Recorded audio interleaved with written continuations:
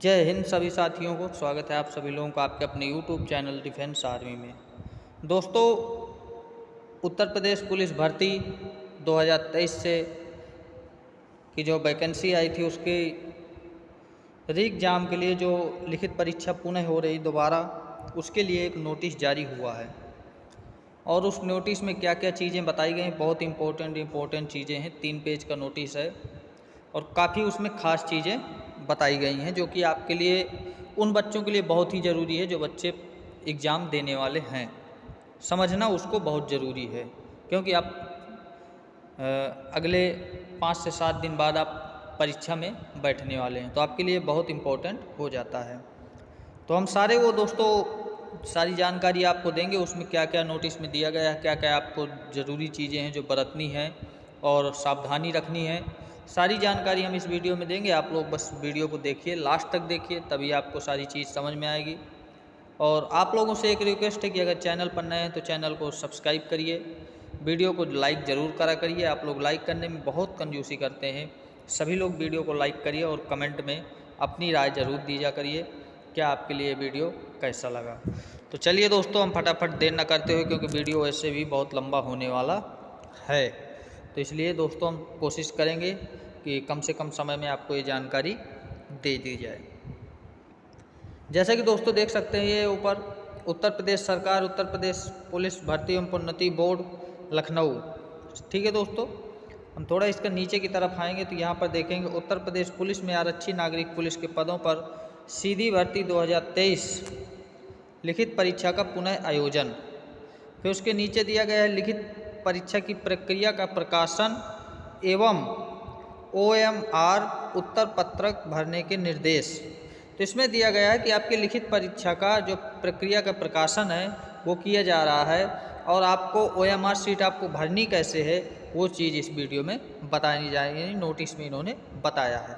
ठीक है, तो चलिए दोस्तों यहाँ पर देखते हैं। ये 11 अगस्त का नोटिस है, आप देख सकते हैं नीचे क्या दिया गया है। उत्तर प्रदेश पुलिस में आरक्षी नागरिक पुलिस के पदों पर सीधी भर्ती 2023 हेतु समसंख्यक विज्ञप्ति दिनांकित 23/12/2023 के अनुसार अनुक्रम में अभ्यर्थियों से ऑनलाइन आवेदन पत्र प्राप्त हुए। ठीक है दोस्तों, इन्होंने ये बता दिया कि आपकी जो 23/12/2023 के अनुक्रम में आपके ऑनलाइन आवेदन हमें मिले हैं। जिन अभ्यर्थियों के आवेदन पत्र सही पाए गए हैं उनसे वस्तुनिष्ठ प्रकार की लिखित परीक्षा OMR 62 में सम्मिलित होने की अपेक्षा की जाएगी। यानी जिनके फॉर्म में या किसी भी चीज़ में गड़बड़ी नहीं पाई गई उनके लिए परीक्षा का आयोजन होगा, यानी वो सम्मिलित हो पाएंगे। ठीक, अब यहाँ पर कुछ पॉइंट दिए हैं इन्होंने नीचे। पॉइंट नंबर 1 है, क्या है, लिखित परीक्षा वस्तुनिष्ठ प्रकृति की होगी। वो परीक्षा का माध्यम पेन और पेपर OMR आधारित होगा। ठीक है दोस्तों, उसके बाद वस्तुनिष्ठ परीक्षा निम्नांकित विषयों में कुल 150 प्रश्नों एवं 300 अंकों की होगी, जिसकी अवधि 2 घंटा होगी।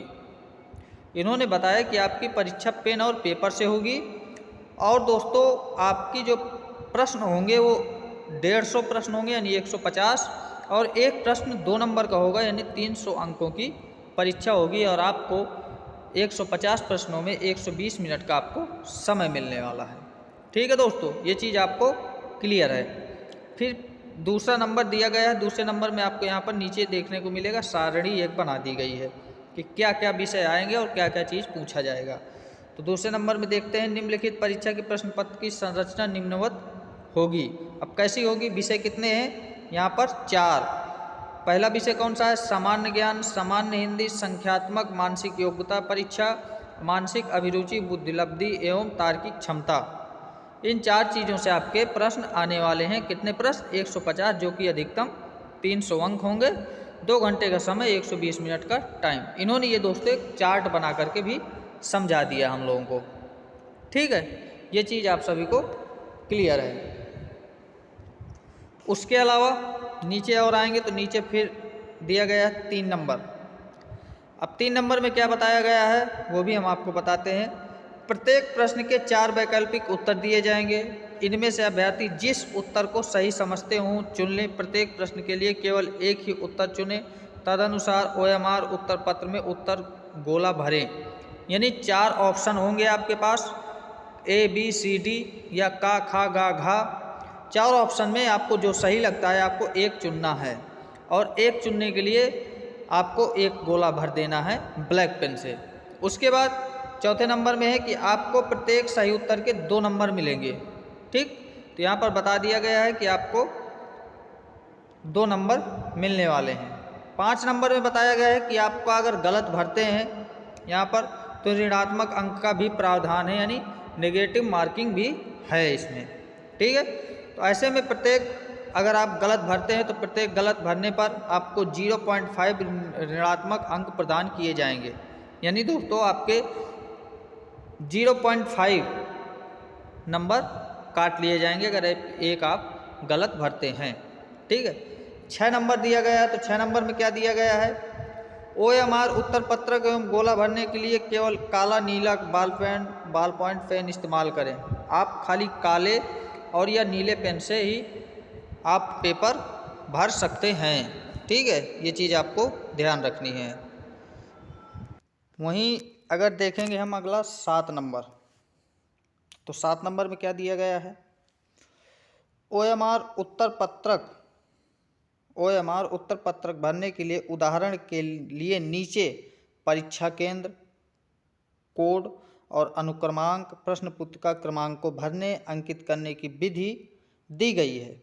यानी नीचे एक एग्जाम्पल बनाया गया है कि आपको इस तरह का आएगा, आपकी जो OMR होगी उस पर आपको ये चीज़ें भरनी है। ठीक है, यहाँ पर नीचे देखेंगे हम ये चीज़ें दी गई हैं। ठीक है, ऐसा ही हम थोड़ा और जूम कर लेते हैं, ये चीज़ें आप लोगों को दिख रही होंगी, ये चीज़ें सेम रहेंगी। यहाँ पर आपको परीक्षा का कोड डालना होगा जो कि 5 अंक का होगा। उसके बाद आपको रोल नंबर अपना भरना होगा, अनुक्रमांक यहाँ पर, और प्रश्न पुस्तिका क्रमांक भरना होगा। ठीक है, उसके बाद नीचे यहाँ पर दिया गया है, यहाँ पर 9 नंबर में दिया गया है, गोलों को मिटाने या दोबारा भरने का प्रयत्न ना करें, किसी प्रश्न का एक से अधिक उत्तर गलत माना जाएगा। अब यहाँ समझना आप लोग, अगर आप किसी गोले को भर देते हैं, उसके बाद आप चाहते हैं कि हम उसको दोबारा से मिटा दें या कोई किसी चीज़ से हम उसको मिटा करके दूसरा भर दें, या हम 2 गोले भर दें, तो दोस्तों ये समझ लीजिए कि आपका वो प्रश्न गलत हो जाएगा। आप सही भी होगा तो भी गलत हो जाएगा, आपको एक ही भरना है। ठीक है, यहाँ पर अब नीचे दिया गया है 10 नंबर। अब 10 नंबर में क्या दिया गया है, प्रश्न पत्र में सामान्य हिंदी विषय को छोड़कर अन्य विषयों के सभी प्रश्न हिंदी और अंग्रेजी भाषा में होंगे। किसी संशय या भ्रम की स्थिति में अंग्रेजी रूपांतर मान्य होगा। अब यहाँ दोस्तों आप समझिएगा, हिंदी को छोड़ करके आपका जो हिंदी का पार्ट होगा उसको छोड़ने के बाद आपका जो और 3 पार्ट हैं उसके दोस्तों हिंदी और इंग्लिश दोनों भाषाओं में आपके प्रश्न होंगे। अगर आप भर्ती बोर्ड को अगर किसी भी प्रकार का डाउट होता है या कोई प्रश्न समझ में नहीं आता तो आपका इंग्लिश में मान्य करेंगे वो। ठीक है, हिंदी में मान्य नहीं करेंगे। फिर अगला 11 नंबर क्या दिया गया, अभ्यर्थियों की संख्या के अनुसार लिखित परीक्षा दिनांक 23, 24, 25 व 30 एवं 31 अगस्त 2024 को विभिन्न प्रश्न पत्रों के साथ 10 पालियों में आयोजित की जाएगी। ये सभी को पता है कि आपकी परीक्षा 23 से 25 और 30 और 31 अगस्त को होनी है। एक दिन में 2 पालियाँ होंगी। ठीक है, अब 12 नंबर में दिया गया है, प्रत्येक पालियों के प्रश्न पत्र अलग अलग होंगे। यानी आप ये ना सोचिए कि उसमें जो मिला वही हमें भी मिल जाएगा, वही दूसरे को भी मिल जाएगा, ऐसा नहीं, सबके अलग अलग बनाए गए हैं। इस बार बोर्ड ने बहुत सावधानी बरती है।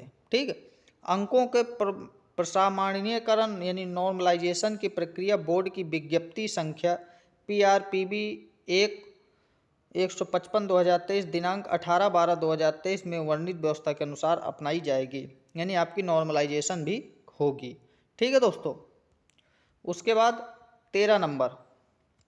अब 13 नंबर में क्या दिया गया है, प्रश्न पत्र में किसी प्रकार के गलत होने या प्रश्न के सभी उत्तर विकल्पों के उपयुक्त न होने पर ऐसे प्रश्नों को निरस्त कर दिया जाएगा और उन निरस्त प्रश्नों के अंकों का वितरण माननीय उच्च न्यायालय इलाहाबाद में रीट याचिका 2659/2009 MB पवन कुमार अग्रहरि बनाम उत्तर प्रदेश लोक सेवा आयोग में स्वीकृत विधि व्यवस्था के निम्न सूत्र के अनुसार की जाएगी। अगर कोई प्रश्न गलत होता है या बोर्ड द्वारा गलत छप के आता है, उसकी दोस्तों आप इलाहाबाद उच्च न्यायालय में रीट का प्रावधान भी है। ठीक है। अब यहाँ पर सूत्र दिया गया है, सही उत्तर गुणे निर्धारित अंक बटा सही प्रश्नों की संख्या। ठीक, यानी अगर आपका सही उत्तर होगा तो सही अंक भी होगा। ठीक, और प्रश्नों की संख्या भी होगी। और यहाँ पर 14 नंबर में क्या दिया गया है वो भी हम आपको बताते हैं।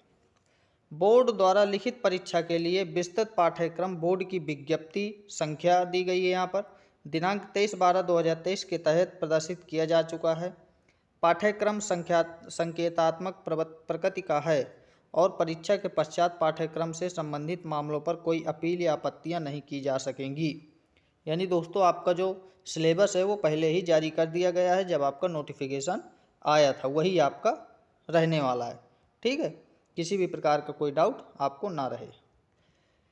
अब आपका आता है 15 नंबर, जो कि आखिरी है दोस्तों।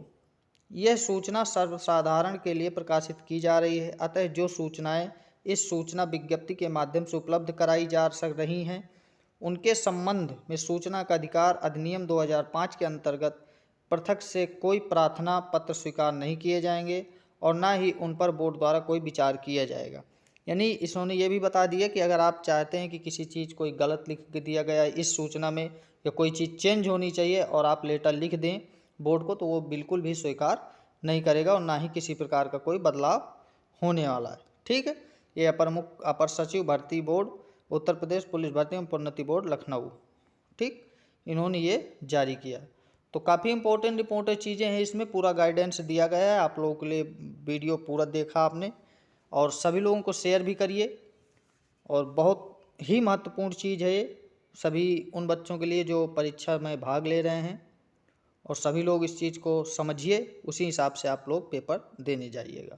और आप सभी लोगों से रिक्वेस्ट है, क्योंकि वीडियो बहुत लंबा हो गया इसलिए ज़्यादा बात नहीं करेंगे, हम अगले वीडियो में बातचीत कर लेंगे। तो सभी लोगों से रिक्वेस्ट है कि अगर आपने अभी तक चैनल को नहीं सब्सक्राइब किया था तो प्लीज़ चैनल को सब्सक्राइब करिए और वीडियो को सभी लोग लाइक करिए और कमेंट में अपनी राय दीजिए, क्या ये लेटर सही है या दोस्तों इस पर विचार करना चाहिए बोर्ड को। फिर मिलते हैं आपसे एक नए वीडियो में। आप सभी लोगों को और जय हिंद।